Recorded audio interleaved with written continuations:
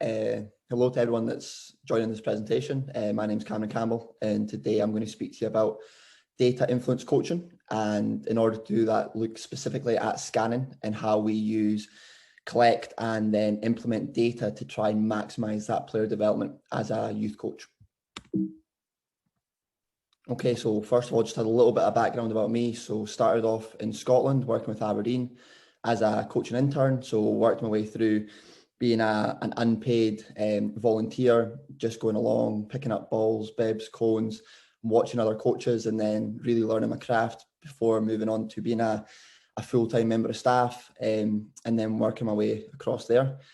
After being at Aberdeen for 6 years in total, I was then recruited by Right to Dream and FC Nordsjælland, a club in Denmark, in a really, really exciting project that I'll speak about in a little bit later on. And over there, I was the head of Lower Academy, so looked after all the players between the ages of 10 and 15, and then also helped out coaching the older age groups as well, the under 18 squad, which involved going to international tournaments, which was an amazing experience. And then after spending 2 years between Denmark and Ghana, I was then recruited by Rangers, so the largest club in Scotland, to come and work within the professional phase. So acting with the players that are between 16s and then trying to make it into the first team. So that under 16s, under 18s, and the B team as well, trying to get that last stage of development, which is crucial for obviously the players making the bridge from youth football into first team football. So I'm guessing a lot of people will not have ever heard of Nordsjælland, which is a very unique project and one that I recommend anybody that's tuning into this presentation to go and look at, because as a youth coach or a coach in any structure, it's probably the dream role. The chairman that bought the club is fully integrated in the whole grow your own talent rather than buying them from elsewhere. So some of the stats there you can see, 80% of the first team are all academy graduates. So when the first team required a player, the first protocol was to look at what we already had in the under 16s, under 18s, under 19s programs to see if there was a good enough player, rather than the first response at many clubs, which is to go and try and look externally to other clubs, either free transfers or transfers, to buy in. And as a result of that, they are the youngest first team in Europe and have been over the last 3 to 5 years. I think they set a brand new record this year in the Danish Super League, winning a match with an average age of, I think it was 20 and a half, which was incredible. And it's testament to the quality of players who develop, because it's one thing to have that philosophy and give youth a chance, but to then prove that they're good enough by winning games in the top league is something completely different. And then on the flip side of that, something that they're well aware of is the stature of the club. Well, they're great at locating in the scouting department and finding top talent. The coaching teams then enhancing that and getting them into the first team. We're well aware that we want them to go play at the highest level, so in the top 5 leagues or in the Champions League. So a few transfers have happened. Mohamed Kudus going to Ajax for a large transfer fee. Damsgaard, one of the Danish academy graduates, going to Sampdoria in Italy. So it's a great project and one that I recommend you guys go and look out. And then obviously my new role, which is a totally different challenge, whereas in Denmark, we had a great focus on youth football, and whilst winning was still important, it's always important in football at first team level, the development aspect was equally as important. Whereas at Rangers, the most successful club in Europe historically, we've just won our 55th league title, and winning is the main culture within the club. It's a totally different challenge and something that I'm loving seeing, because you go from one extreme to the other and both have their merits, and it's a great environment to work in. So this is our starting 11 from our Europa League last 16 game. And you can see there was only 2 academy graduates in it, because Rangers have the ability to, across the world, go and sign top talents. So Ryan Kent signs for large money from Liverpool. Yanis Hadji signs from Romania, who's an international player. We've got Philip Helander, top internationals, Borna Barisic in that picture as well. So the challenge at Rangers, whilst we still have a massive focus on academy, and it's a huge part of the club's plans, it's so hard to produce a player that's good enough to step into that place, because like everything else, for an academy player, just like an external player, for them to start in that 11 in that first team, they need to be better than the other players in that squad. So again, as us as coaches at Rangers, our job's so difficult, just like many clubs around the world, in terms of really trying to produce top talent to get into that starting 11. Okay, so this probably brings me on to the main focus and why I'm here today to speak to you guys. And it's all about data. So part of my experiences growing up and also coming through, I went to university. I was not an ex-professional football player. I went into coaching, having played semi-professional, and went down university route. So the information side always intrigued me, and I'm quite a geek. I love reading and learning as much as I can about the game. But when I started coaching, one of the things that almost frustrated me was the amount of detail and the amount of analysis that was available, but nothing was applicable to coaching. So me as a coach stepping onto that pitch, I had so much information available to me by analysts that would give it to me, or I could go research it myself. But the amount of that information I could then actually use to improve myself as a coach. So when I stepped on, is it impacting the sessions I design? Is it impacting the way I deliver messages? Or on the flip side of that, how much of that information I was actually used to develop my football players that I was working with was very limited. And that really frustrated me. So I started to research what ideally, from a coaching point of view, if I could pick the ideal statistics and the ideal things to look at or collect, what would that be? And the reasons that that's important from my point of view, and again, this is just my personal opinion, but there's lots of different benefits to using data. So the first one is it's accurate and it's detailed. So again, there's been lots of studies out there that's shown that even top elite coaches that have been working in the game for 20 plus years, when they're asked to recall matches, the majority of them can only get between 20 and 40% of that information correct. And that's about large events of the game. So when you're then wanting to deliver detailed feedback or analyze players' games, if you've got 11 players on that pitch, it becomes almost impossible to do that from memory or just opinion.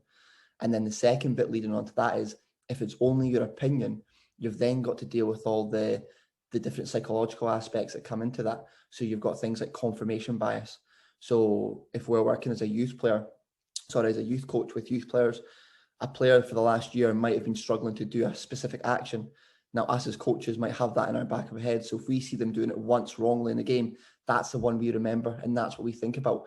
Whereas in fact, he might have done it once wrong in the game, but he's also done it 6 times well. And those different influences can really impact the way we view players and the way we try and train players. So by having data that is purely objective, it's not an opinion, it's not a point of view. And again, working with large coaching staffs, or even if it's 2 people, it helps take away that friction, if there is any, and you're then just dealing with what's actually happened. And I'll touch on why that's really, really good later on. The data can also be used different ways if you collect the right stats. And then probably the most important one, if I'm being honest, as a youth coach, kids love it. So if we look at the modern football player and the way kids are now grown up within this modern culture of everybody's got a smartphone, the majority of football players will watch things like Monday Night Football over here in Scotland and England, where stats are becoming more prevalent. We'll show things like XG on Sky Sports. They'll show things like starting positions. They'll show past networks. If you play the popular game like Football Manager, every single player's stats are broken down, and these players have to then get traded because if they're better or worse, and kids see this. And then probably the most popular one is FIFA, where you actually start off with a low ranking player and you're maybe scored at something like 69, 70, and you've got to try and develop your player, get better at different attributes. So it could be finishing, passing, vision, your stamina, little things like this. They're all quantified, and then players can see growth.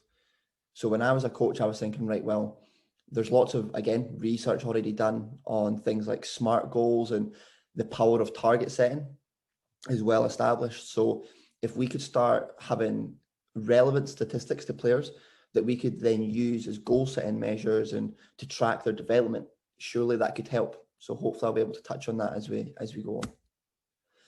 So scanning, before we touch on it, just a little bit about why I feel it's so important and what it actually is. So scanning is basically what players do and see before or during games and when they touch the ball. So you'll see it loads of times, players checking their shoulders, and it's called lots of different things. It could be their awareness. Sometimes we want to use a slightly more football term, that awareness. Sometimes it's football intelligence. Sometimes it's scanning. Sometimes it's visual perception. Again, if you read the academic literature, it's called different things there as well. But in essence, scanning impacts these 4 major things within a football pitch. So your first touch. So if I'm a football player playing in the game, my first touch is massively influenced by what I can see and what I know before I take that. So if I know the pressure's coming from either behind, in front, from the side, I can then take my touch either directly against that to try and beat the opponent, try and outplay them, or I could take my touch into the space away from them to protect it. So your first touch is heavily influenced by scanning. Your position on the pitch is also heavily influenced. So again, if you listen to coaches, they'll speak about pockets of space. They'll speak about clever players that are managed to find time and space on the pitch. They manage to take up really, really good areas. Now, the only way they're able to do that is if they're constantly scanning and assessing the pictures. Because in football, again, in my viewpoint, there's 4 reference points that a player always needs to consider. They need to know where the ball is, because that's the most important. Depending on where they are in the pitch, you're then talking about their teammates, you're talking about the opposition, and then space. So that's 4 reference points I speak about when I work with my players. And that's the questions they've got to ask themselves. So where is the ball? Where is my teammates? So is it during a build phase where I maybe need to go and connect with my teammates? Is it maybe during an attack where I need to run away from my teammates to create space, have that clearance element? Where's the opponent? So can I get or pull the opponent out of position? So again, if I'm a forward player and I'm looking to disrupt a back line, can I stand somewhere that's either going to allow me to be in lots of space or maybe pull their full back out to create space for others?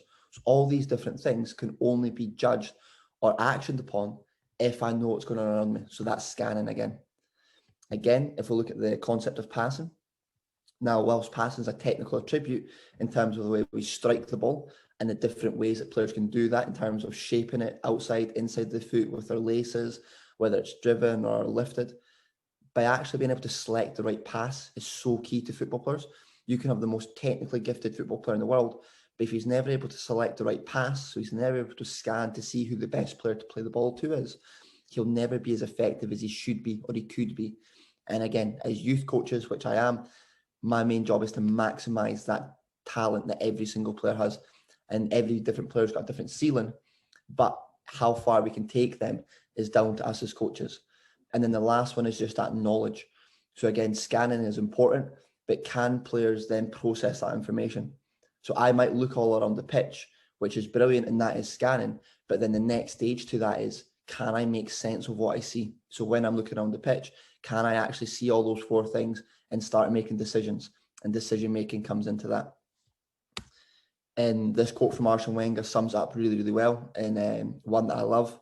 So he stated that a relationship exists between a player's overall ability and their level of awareness, and then explaining that in order for a player to become truly elite, they must have a head like a radar. So again, referencing this viewpoint that the top players are constantly looking around the pitch. Now, sometimes they can do it without moving their head, and I accept that. If I'm a fullback and I'm viewing the whole pitch, then of course I don't need to actually physically move my head that much. I can just move my eyes. But in general, and if we look at midfielders and forward players that spend a lot of time facing away from the goal they're shooting at, then they do need this head-like radar. So they can have things like you see all the time with commentators, he's got eyes in the back of his head. But we all know that's not true. But what that player has done is he's clearly scanned. So taking Arsene Wenger a little bit further and actually delving into whether or not that's true, and we know that it is from a lot of academic research that's gone on, which is brilliant. So the figures here that I've stated simply indicate the number of times scanned per second. So here we've got 4 of arguably the best midfielders of the last 20 years. So Iniesta, Gerrard, Lampard and Xavi. And here you can see that if we put this in slightly easier context, Iniesta, Gerrard and Lampard pretty much scan every half a second. So realistically, once every 2 seconds. So if you compare that throughout a duration of a match, that is so many scans, so many bits of information they're collecting. And this is what allows them to have that edge. So again, very different players. Gerrard and Lampard slightly more dynamic than Iniesta. Iniesta, you would normally associate with more, although his dribbling ability was brilliant, that one-touch forward play, that passing ability. And then again, you've got that Gerrard, that ability to pick a longer pass with Frank Lampard. His ability to arrive in the box and on the right time was something that was always a skill. And whilst certain aspects of that could be natural and just his understanding, a lot of that comes down to him being able to have these 4 reference points, knowing where the ball is, knowing where opposition is, knowing where the space is, and that helped his decision making of when to make his runs, where to make his runs, which made him so effective. And then, of course, Xavi, who almost gets up to 1 every second in terms of scanning amounts. Now, his game was purely on that intelligence, not gifted massively in terms of physical components, speed, strength, power, all these different things. But his speed of thought, which relates directly to scanning, was incredible. And that's what made him such a top player.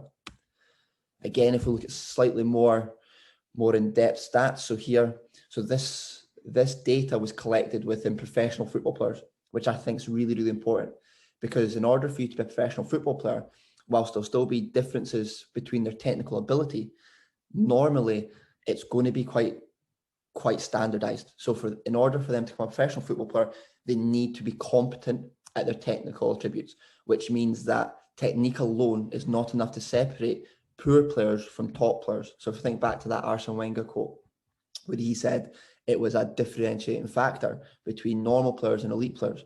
And this kind of proves it. So again, if we look at pass completion between low scanners, medium scanners, and high scanners completed much better passes, which is almost a given. But more interestingly, for me as a coach, especially when I'm working with players, there are a number of forward passes completed. There's a 30% difference between low scanners and high scanners, which is pretty drastic, because again, we're looking at just pro football players here.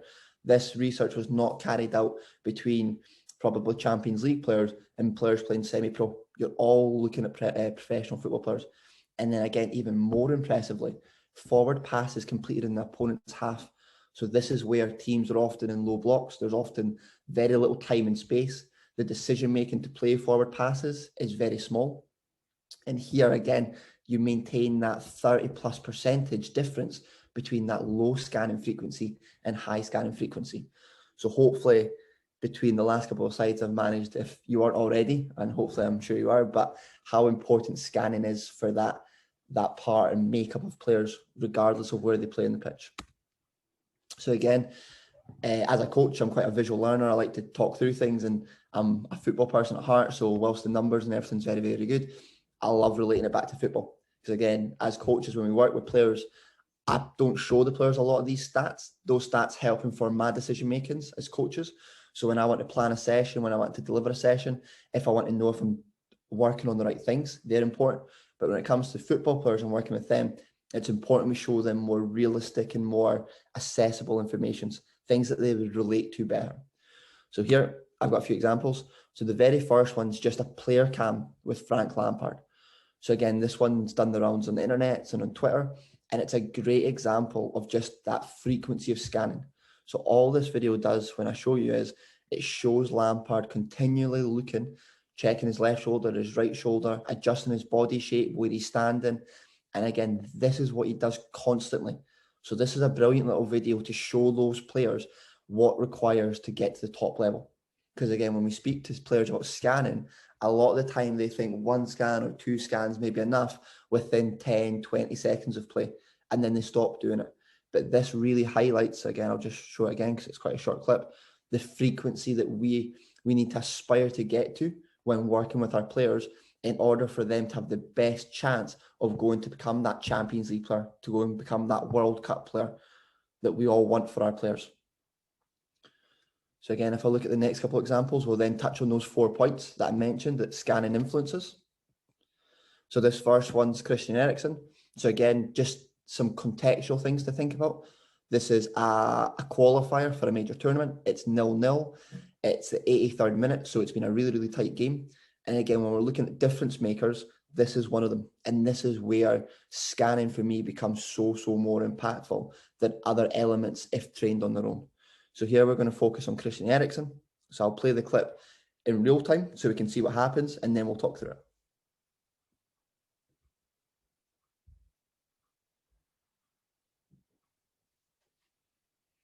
Okay, so hopefully you'll agree that that's a world-class through ball, and obviously the match-winning and key pass when we speak about that. So here, if we just watch it, so Christian Eriksen's this play here.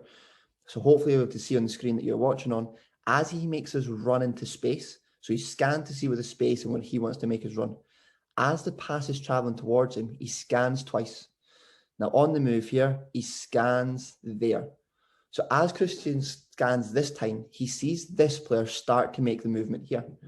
Now, a good player probably scans, sees this run, and potentially might play a one-touch pass down the line. However, Christian then scans again there. And what he sees here is, and you can see his head movement brilliantly here, he's not even looking at the ball. He trusts his technique. Technique's still vital. Please don't misunderstand what I'm saying here when I'm focusing a lot on scanning. I feel it's as important as technique. Scanning without technique gives you nothing.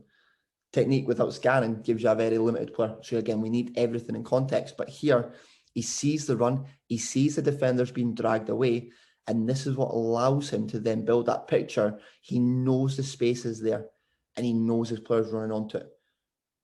So again, it allows him to play one touch, allows him to play forward, and allows him to play the best pass. So when we speak about that passing and that knowledge, the scan helps inform all those decisions. Okay, the next one, this time Philippe Coutinho.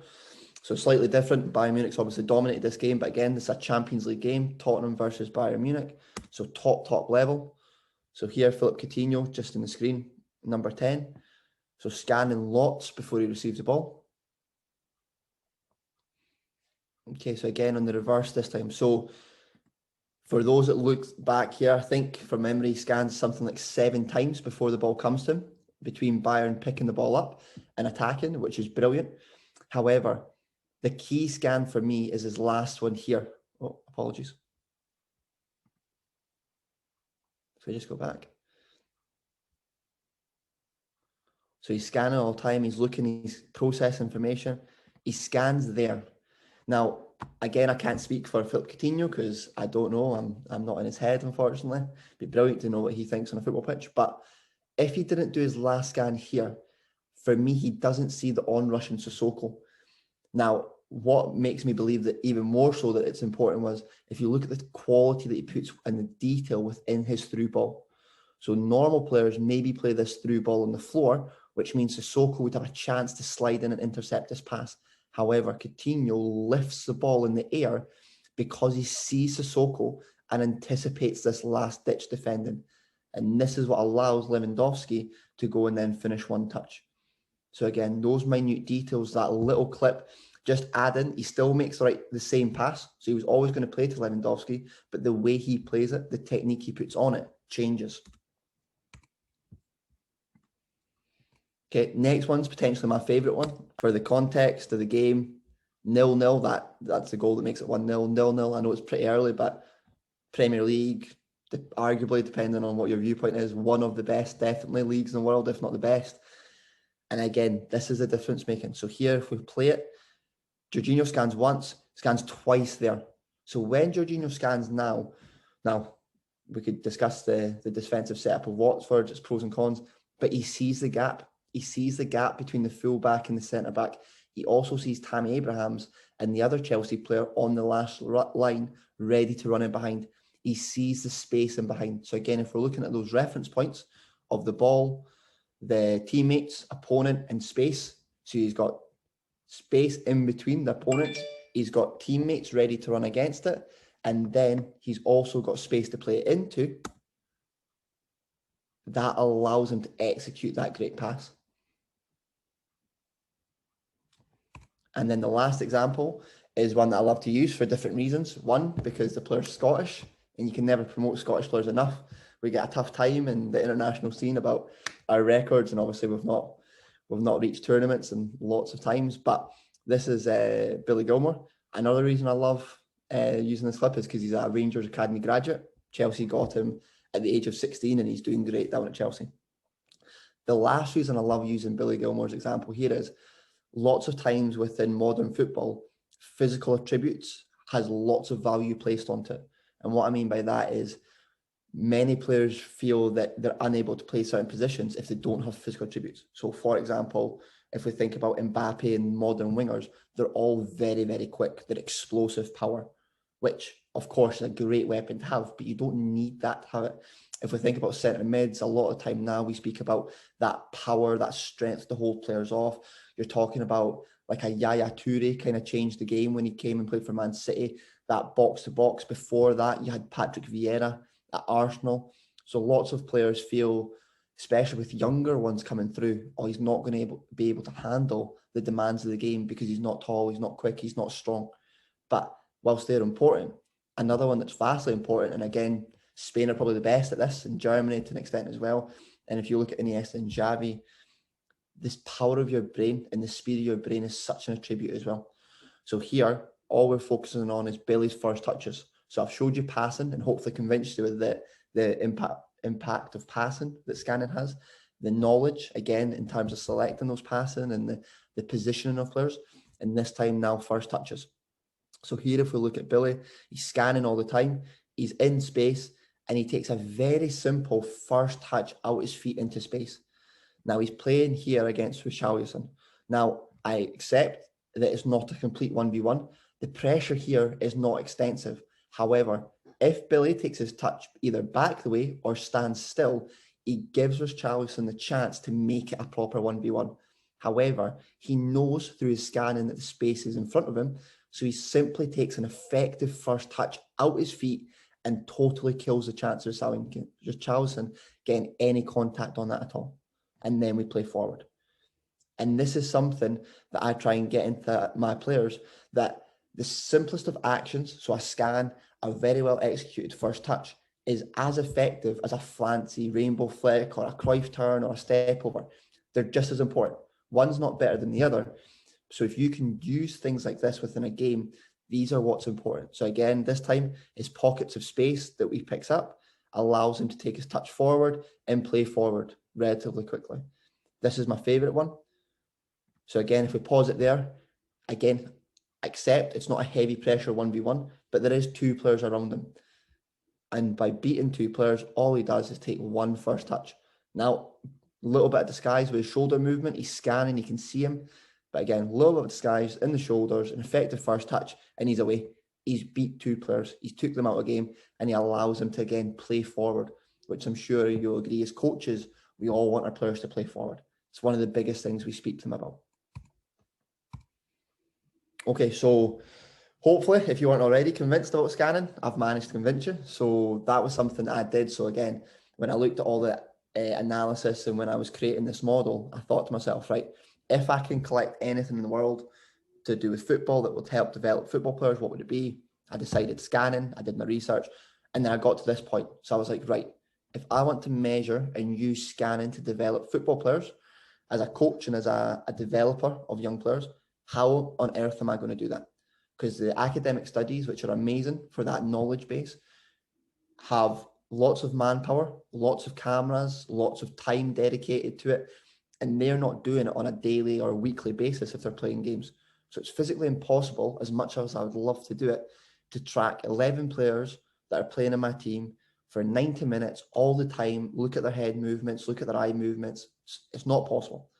So how can I do it? So what can I see? So when I get my video recording of my analysts who do an amazing job at the club, I can see the ball. I can't always see my players. So again, most of us will, I'm guessing, will have that issue unless they use drone footage, or sometimes we have footage from behind the goal, which allows you to see all the pitch.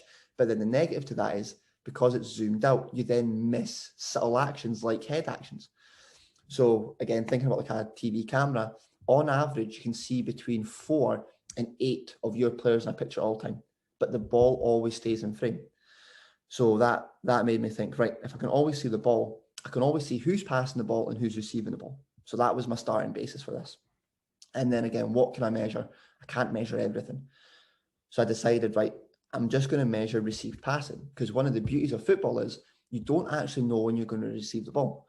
So if I'm looking to receive the ball, hopefully as well in my team, I'm not the only one. So again, we speak loads as coaches about, right, can we give the player on the ball 2 or 3 options minimum? So if there's 2 or 3 options minimum on the ball, players that are waiting to receive it don't know all the time if they're going to get it or not. So again, what this model hopefully does is creates a framework and helps translate an action into a behavior, okay? And then generating a score, which I'll touch on just now. So this is the results. So I started this when I was working at Right to Dream and in FC Nordsjælland. So what I did was I created this table and this method. So RP, so if we look down here, So match day 1 is MD1. So this is match day 1. I've removed the players' names for confidentiality. So here, every single player is a different column, a different row. So here, RP stands for received passes, and S simply stands for scans. So really simple, really basic. This player received 9 passes in the game, and of those 9 passes that he received, he scanned before the ball hit his foot 4 times. So that doesn't mean 4 times in total. That means pass number 1, he scanned and received a point. Now, if that player on pass number 1 scanned 3 times, he still only gets 1 point, because at this level of what I was trying to implement, I was just wanting the players to get into the habit of scanning before they received. The frequency wasn't that important to me. These players were 13 years of age. Some were 12 because they were playing up. So what I then did was to make it comparable to the group, put it into a percentage. Because obviously, if I'm receiving 9 passes in a game and I receive 31 passes in a game, if I scan the same number of times, my scanning percentage is much different. So again, if we try and find a comparable one here in terms of scores. So I've scanned 6 times here, received 6 passes, only scanned once, but yet I've scanned 9 times in 5. So here you can get that comparison. And then what I did as well, looking at that goal setting and that motivational research, I then bracketed it off into groups. Because if we want to start challenging players, it's not feasible or realistic for this player here who's on 14% to go and then challenge the top ones. So we gave them achievable goals. So right, if you're a red, can you achieve yellow? And that might take a few weeks, but it's fine. If you're a yellow, can you achieve blue? And so on. And what I did was I showed the players this table during one of our sessions.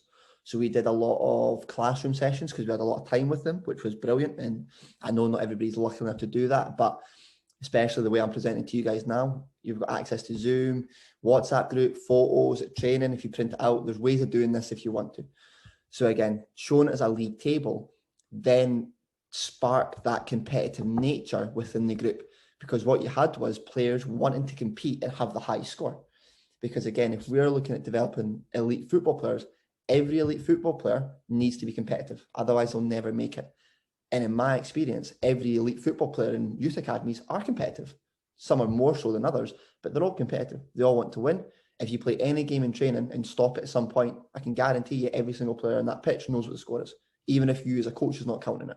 So again, harness that competitive nature and challenge it to try and develop them. And what I found was by doing this every single week and making it a focus. So again, I don't doubt for a second that coaches out there reference scanning when they're working on things like passing and first touch, but how many continually do it and how many track it? And this is where scanning was never a theme of the day. So we work tactically periodization, which means we'd have a theme for the week. So the theme for the week might be pressing from the front. So scanning would be constantly referenced within that, but it wasn't the theme. It's the same as like passing, unless you're working with very small kids, is probably never the theme of the day. The theme of the day might be combination play or 1-2s or things like that. So it's a technique, the same as passing and first touch. So it doesn't need to be separated. It just needs to be referenced and integrated within everything. And that's where I feel us as coaches don't do enough, because we set up lots and lots of passing exercises, unopposed, opposed, semi-opposed, but lots of us don't include elements of scanning or elements of decision-making within that. Sometimes because it can be messy and difficult, but sometimes because we just don't consider it because we're so focused and caught up on making sure their technique is nailed on first. So again, this one's brilliant. This is a quote from a Liverpool coach that I got, and it's, "You must never lose an opportunity to fire that player's competitive edge." And the bigger one that we use at Rangers Academy is you versus you. This notion that whatever you do, whether it's in the gym, whether it's video analysis, whether it's at home, it's you versus you. Don't look sideways for comparison, because in youth football, everybody's on a different journey. You'll get to different places, you'll achieve different levels. But what you can do is you compete against yourself every single day to be the best version of yourself. And if we can get that mindset into our players, you'll see development. As soon as you try and compare players to other players, it then creates fractions within the groups. it then can leave players quite down because they might never make it. They might always be competing against a player that is truly a step above them, an elite player. And then that has massive negative connotations to that. So this you versus you model, I feel, is brilliant for youth development. So again, here's a 7-match day program. So again, this is the same table. And what I found was the players improved. Now, going week to week wasn't really important for me, but comparing match day 1 and match day 7 was. Now, there's different reasons for that. Contextually, on match day 1, match day 2 might be a completely different game. We might have played the hardest opponents of the season in match day 1, and then in match day 2, played the weakest ones. And naturally, it's easier to scan because you get on the ball more. It's less pressure, all these different things. The score in the game can influence a match day's individual score. So there's so many contextual different things. The timing that the player plays on the pitch, the position. So again, youth football, players will change different positions. The position will impact that as well. If they're playing centre mid, it's going to be much more pressurised and thought consuming in order to scan. Whereas if I'm playing fullback and I've got more time and space on the ball, it's easier to scan. So all these different things need to be considered. Youth development is also not linear, which means it's not going to be a steady and consistent improvement or decrease. Players are like a roller coaster. That analogy is used quite a lot. So they'll go up and down and up and down. So it's mainly that difference between match day 1 and match day 7, and then match day 7 to match day 14. Is there general improvements? Now, this does lots of things when we're looking at this table. For me as a coach, the first thing it shows me is the players are improving. Brilliant. So what we're doing is working. So see if this was a different table. So when I was head of academy, I had coaches that worked different squads that did this as well. So if I looked at this and there were certain players that were never improving, the first thing that I would need to do is look at myself as a coach. Is the sessions that I design and implement for my players on training days, are they good enough? Are they realistic? Do they challenge players? Do I provide enough time and enough support for the players to develop scanning during training? And if I decide that, right, well, what's missing then? How do I further that development? So again, this is where these information, these data points, this analysis is a framework to help inform decision-making as a coach, and hopefully that coach-athlete relationship to help develop those players. So if we then look at it in a slightly different way, so here every group is a player. So the light blue line is their baseline, so their first score. Their dark blue is their highest score. So normally the baseline scores their lowest scanning score. Their dark blue is their highest scanning score. Now again, for different reasons, the highest scanning score is not that important to me. What is important to me is their mean, so their average scanning score. So as you can see here, their average scanning score is not only good, but if you can compare it to their very, very first scanning score, it's significantly different for almost every single player. Not all players. So this player here, for example, has improved a little bit, but not a lot. But as you can tell, his scanning was okay for a 12, 13-year-old at the start. So again, this as a coach helps solidify my knowledge that, right, what I'm doing right now is working for these players. Because again, it's our duty as coaches, whether we're volunteers, we're part-time, we're full-time. When we step onto that pitch, we are there for the players, and anything we can do to help ensure that we're giving the best service and the best actions from my point of view is massive. So again, I'm going to use one of our first team players here just for ease and for example, and talk through how I do it. So again, to try and put it into life. So here, Ryan Jack is always number 8. So this time we're playing away, so we're in a darker strip. So here, if we watch the clip, Ryan scans there. So he checks his left shoulder again, receives the ball. So in my score, that would be 1 received pass, 1 scan. So right now, Ryan Jack's sitting at 100%. The next time he receives a pass, however, he's not scanned since. So then that would be another received pass, but no scan. So he's now sitting on 50%. And you would do this for the whole game. Now, except you're probably sitting there going, this is going to be really time consuming. It's not that time consuming. And again, we make time's very valuable to everybody that coaches because there's so many things to do and there's so many different things we can do. And I guess it comes down to priorities and what we value. And again, I value this as a coach because I feel it helps develop players. So I'm willing to dedicate a couple of hours to review a match. So what I found was the under 13s I just showed you there, they played 60-minute matches. So for a 60-minute match, to do the scanning table and to work out the results, it took 30 extra minutes in the match. So it took me 90 minutes to do that match. The level I'm working at now, under 18s, it takes me slightly longer because we play a 90-minute match, and it takes me roughly 150 to 180 minutes. So almost double that. But again, that's because of the speed of the play and different factors. But I feel that I get that time back from having these results. So that's a phrase that I really like.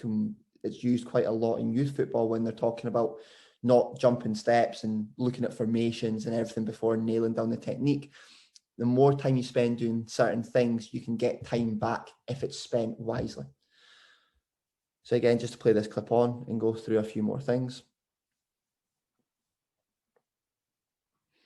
So here again, receives a pass, doesn't scan, so that would be a negative one. Then he receives his next one and does scan.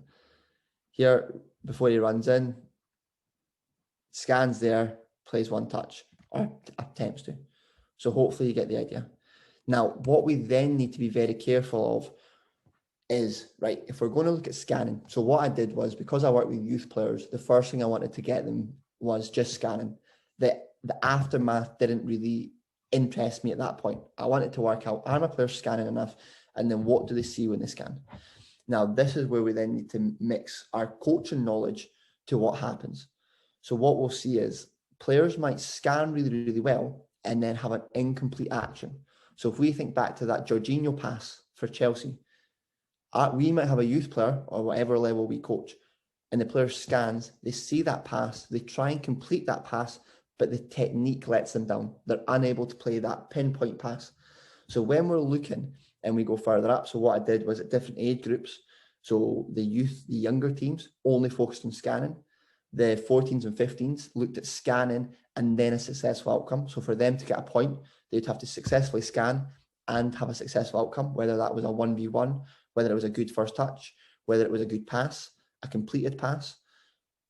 All these different things need to be taken into consideration. And again, this is where I'm trying to emphasize the point of this is a framework. This is not a very basic and detailed step-by-step model. It's what we create of it as a coach. And I've delivered this presentation, fortunately enough, to different clubs, different coaches, different associations. And lots of people have took it in different ways and went on their own venture with it and took some things and adapted some things, which is fine. So again, if we look at that concept now and put it into the game. So again, looking at Ryan Jack. So in all these clips, he scans brilliantly. So he scans, moves into a great position, creates a passing line, has a great first touch forward. He scans and he sees the run forward of Joe Rebo going against the back line. Now, this is an unsuccessful pass, but the reason it's unsuccessful is not to do with his scanning. His scanning is brilliant. It's a technical issue. But for me as a coach, brilliant. I now know in training, when I work with Ryan, I need to either work on his right foot outside passing or trying to encourage his left foot passing. We can also speak about decision making. Is that really on, or could he have played out wide? And that is where the conversations with the players then come in, because it's important, again, something I've not mentioned yet. When we show them the table, we also show them video clips. So some weeks we might show them examples of certain players. We might show them good examples and what happens when you do scan. So again, to get that buy-in from players, show a player scanning, taking a great first touch and being successful. You might show a player not scanning, taking a bad first touch or trying a bad pass and losing the ball. And that helps the players understand why it's important. Because again, we need to get that buy-in and that willingness and value from players. And players will buy into this if they value it. If they believe that you can add to their game, if you can make them better by improving their scanning, they'll buy into it more.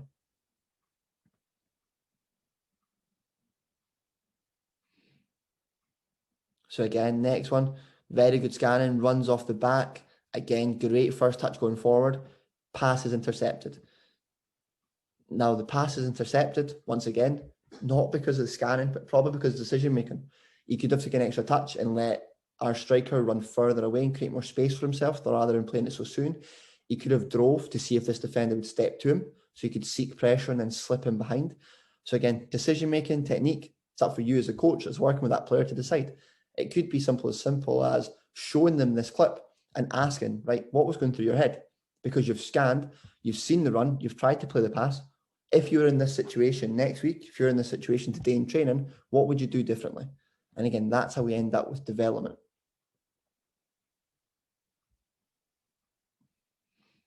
Okay, last one, this time winning the ball, this time scanning in possession of the ball. And again, he's tried that pass in behind the back line, this time with his left foot, which again is interesting because you can then make comparisons. So you might want to praise the player, especially if it's a younger player. I'm just using first team clips because it's better for confidentiality. Obviously don't want to show younger players. But if that's a younger player, it might be praising him for trying his left foot, praising the idea, and then getting back onto that training pitch and working on technique. Okay, so scanning within a game model now. So how does it link? So I spoke originally about the younger ones and how basic and simple we do it. So now this is my old club, FC Nordsjælland in Denmark. So how it works in a game model. So again, using first team principles, so the players are not having to be kept confidential. So here we're looking at scanning in possession of the ball. So here, for me, an average player when scanning in possession of the ball, if we're looking at reference points, is looking at his teammate, he's looking at the opposition, and he's looking at space. Now, in this picture, the space belongs to here and behind. Now, the scanning in possession of the ball allows this player to make a better and more informed decision, and hopefully a more impactful decision, which he ends up doing.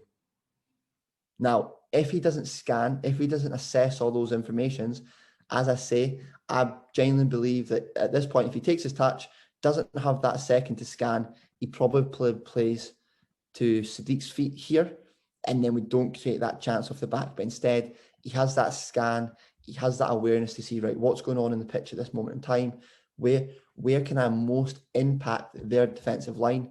And of course, it's a world-class pass, great weight, great angle, and we go and get a good team goal off the back of it. This time, so again, I'm quite aware that I've spoke a lot about scanning in possession.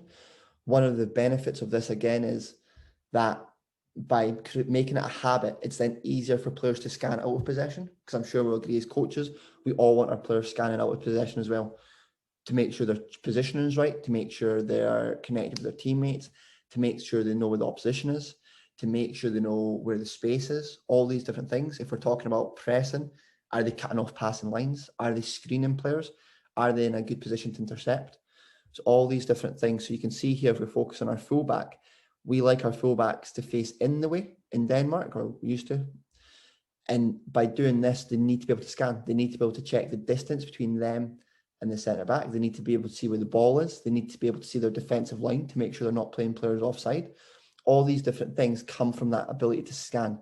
And again, if we're able to create it at a younger age group, turning scanning in from an action into an unconscious behavior and something they're able to do frequently without being too distracted and do it well, then I do generally believe that will improve the quality of players you end up with at 17, 18. Okay, so something to now take on a little bit further and just touch on something a bit more. So something we do at Rangers is development reports.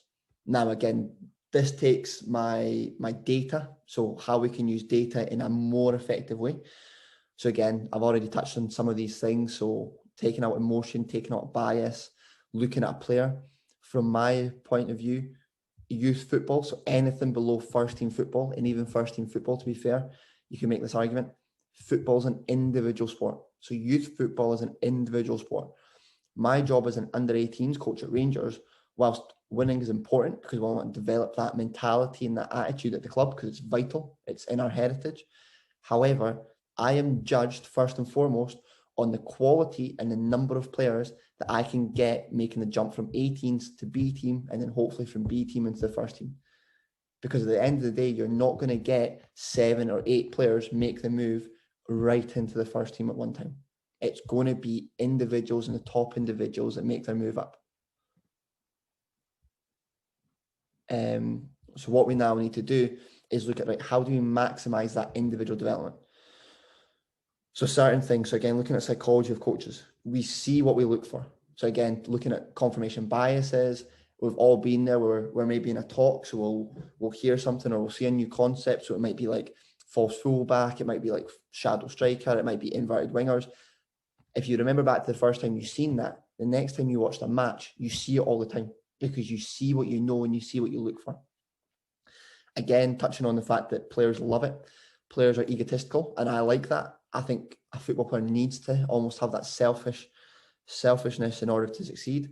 When they come into the club, they should be looking, from my point of view, and I tell them this, my players, they should be looking to take as much information from everybody there as possible. Be greedy. Go into the gym and take as much information from the sports scientists in terms of nutrition and diet and exercising. Go into the physio room, best information on how to prepare your body, how to look after your body, rehab exercises. Go onto the pitch, most information from all the coaches have different bits of information. Take as much of that as you can, because it'll help improve you as a player. And then the other one is not only the tracking of the player, but that motivation. Again, looking at a you versus you model. So this is one example.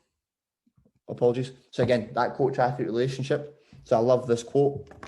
Nobody cares what you say until they know that you care. So again, when I sit down and do conversations with players in terms of video or stats or whatever it may be, you need to have that relationship. And one way of building that relationship is by showing the player how much you invest into them. So by showing them a development report, by showing them all this research that you do on their game, it helps get that automatic buy-in. Of course, there's lots of different ways you can do this as well, in terms of personal and psychological effects, in terms of caring for them first and foremost as a person. So asking about their family, asking about their dog, asking about their hobbies, and you build that relationship over time. And it helps for when you then need to have that honest conversations about their ability and that constructive criticism if you're going to do that. Now, again, there's ways of improving the way you do that and deliver that feedback. So we've probably all been in that situation where we're looking at a player and they might do something very, very good. So if it's a winger, they might beat the player with a great 1v1 skill. And we've all been there saying, right, oh, that is brilliant. Your first bit's very, very good. You beat the player, but you've then shanked the cross out for a goal kick, or but you've then mishit it, or but you've picked the wrong pass. So even taking the word but out and saying add psychologically helps that player as well. So you're then there saying, right, you've done the first bit excellently. Imagine how good you'd be if we could add the next bit. And again, if we link this back to scanning, if we're saying, right, your first touch is brilliant, imagine how much we'd add to your game if you knew what you were doing with your first touch. So technically, the way you receive the ball, the way you cushion it, the way you open your hips, all those different factors that go into a first touch is brilliant. What can we add to your game? So I speak a lot to my players about adding to their game, adding value. So as an under 18s player, again, at that level, football for them is a career. So they want to add to their ability so they can get more money and wages, they can get transfer fees. These are things that, in my point of view, different coaches will view it differently. It's a motivational tool. Some players are motivated by that. So tap into that. If that is what motivates a player, you can add to that. So by doing this as a coach, if we add to your game, you'll add value to you as a player. You'll add talent. So again, this is just an example of one that we do. So this is for a midfielder. And this is where we now take our scanning score and make it part of their wider game. So here, scanning. So again, it's still the basic 15 received passes, 10 scans. So a scan of scoring 67%. So that's something we can track and develop. And then all the other bits of information, like scanning, directly impact either the way we develop that player or what I do in the coaching pitch. So for example, if we look at his chance involvement, the yellow circles are where he's had shots. So if I know that this is where the player's shooting from, when I do individual development on the pitch or when we do team sessions, that is where I need to set his shooting up from, because that's the areas he gets into. I know that he loves to make runs into the pitch. So then for a development point of view, right, what's allowing him to do that? Because he doesn't build the game a lot. So again, receiving and passing, this is just the impact scores for those that have heard of packing before, broken down. So every time he receives the ball, how many players has he taken out the game? So he's taken 8 out. So can we get that higher? Can you stay in better pockets of space? On the other side, how many players does he take out of the game when he passes the ball? So again, if we compare week to week, so again, I think the next one, yep. So this time, scanning scores improved. So this week, we put a real emphasis on this player in particular to look at, he's a 10, to look at building the game. So if we look at his touch and his pass map, he now builds the game lots more, but had less impact in the box. And again, if we look at his passing score, he's played 18 and he's improved by 3. So again, it's not going to go from nothing to perfect, and it's a roller coaster, if we're going to use that again, development. But again, this can show, if we track, we give measurable outcomes, we show the player, we show him video, and then we develop it. So the player's got a clear understanding of what am I doing on the pitch. And we speak about that a lot in terms of our football pitch and that model. So the last thing I'm going to speak to you about, again, linking this all back to that player development, is why are you on the pitch? So again, I'm speaking here from an elite development point of view where I'm working with full-time players, not grassroots, not community, it's not participation football, it's elite football, it's winning. You need to impact the game in some way. So it doesn't matter what position you play, it doesn't matter what type of player you are. Every time you step onto that pitch, whether it's defending the box, making clearances, whether it's clearing space, whether it's build-up play, whether it's finishing, whether it's assists, you need to make sure you're impacting the game. And something that we've done, I'm conscious of time here, I've been going for a while, is you can then do things like position versus position. So for example, if we collect all this information and this key statistics that we believe impact a player, so if I'm a winger, I'm looking at things like my assists, my received positioning, my regains, my pressures, all these different things. So playing with the ball and without the ball, which again, we need to always remember, football's two-sided, with the ball and without the ball. And playing without the ball could be when the team's in possession and out of possession. And then that allows us to compare players. And this one's really important.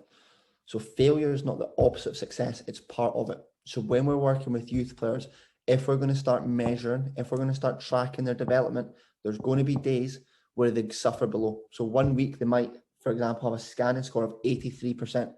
The next 2 weeks, it might be 60, it might be 70. So the player might be sitting there going, I'm getting worse here. And it's again, that's where the coach-athlete relationship's key. That's where us as coaches really earn our money, or if we're volunteers, we earn our stripes, because that's where we need to sit down and explain to the player that failure is not part, or the opposite of success is part of it. So the player might have decreased his scanning score because he's thinking about other things. It might have been a much tougher game. We might have been under more pressure. He might now, instead of being thinking about scanning, if we've challenged him on his positioning, he's maybe more focused on that. So it's again, how can we marry all that up? So again, football doesn't take place in a vacuum. Everything's contextualized, everything's connected. The score, the type of the game, the positioning, the way the game's flowing, the player, how he feels in that day. Players might have off days, all these different things. And that's where we need to support them and educate them to help their development. And that is the end of my presentation. I've left my Twitter handle and my email address for anybody that's watching the presentation and would like to get in contact for either questions at a later date or to discuss things. More than happy to take the time to have those conversations.